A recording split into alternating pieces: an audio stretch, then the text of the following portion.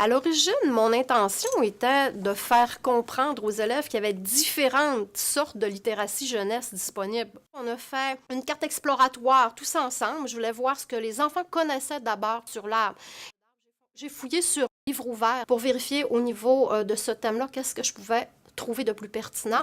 Fonctionner comme ça, en choisissant des livres un par un, avec les élèves, en les lisant et en vérifiant quel type de projet on pouvait faire tous ensemble pour être capable de comprendre l'arbre et de le rendre vivant, finalement.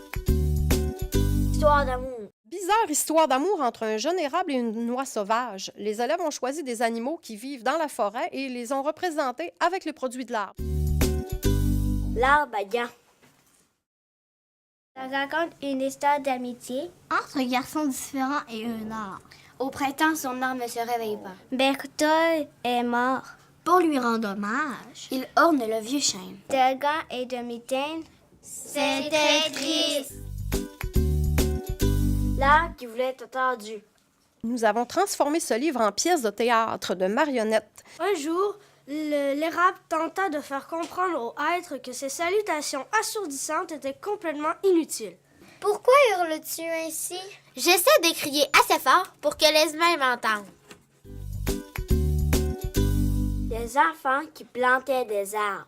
Les élèves, dans le cadre du projet, devaient résumer chaque page de texte en une seule phrase et on reproduit les illustrations également grâce à différentes techniques de collage, entre autres le papier journal et surtout le papier que nous avions fait avec les petits débrouillards.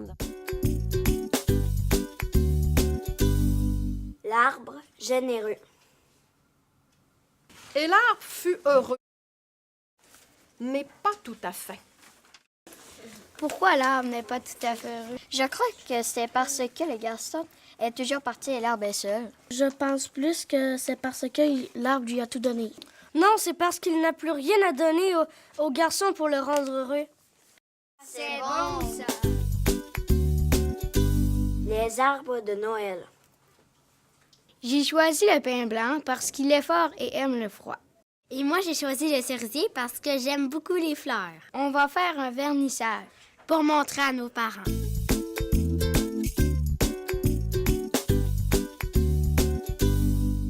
Pénéchiche la plus bleue. Ce n'est pas juste de perdre mes feuilles jusqu'à la fin des temps, juste parce que nous, les feuillus, nous n'avons pas offert l'hospitalité à un oiseau. Chagrine. Chagrine est un roman qui parle d'une jeune fille qui doit faire face à la dépression de sa tante et qui livre ses pensées à sa cabane perchée dans un grand chêne. Dans leur cahier d'écrivain, les élèves quotidiennement écrivent leurs pensées du jour. Un verger dans le ventre. Une illustration qui a été faite comme une peinture ou un dessin. Non. Donc, qu'est-ce que ça pourrait bien être? Ben, ça pourrait être des dessins qui ont été faits dans le vieux temps.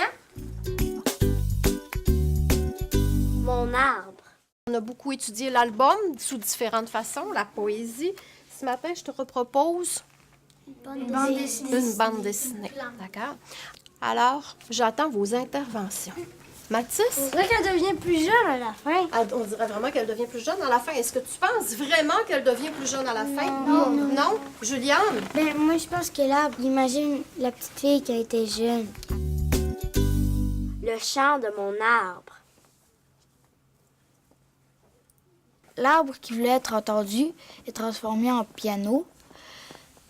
Et le chant de mon arbre est transformé en violon. Maman Mitty. Elle a encouragé son peuple à se prendre en main. Lydia? Pour planter des arbres. Oui, Émile? Même les militaires et les prisonniers plantaient des arbres. J'ai planté un chêne. J'ai planté un chêne au bout de mon champ. Ce fut ma semaine, perdrai-je ma peine. J'ai planté un chêne au bout de mon champ. Perdrai-je ma peine? Perdrai-je mon temps?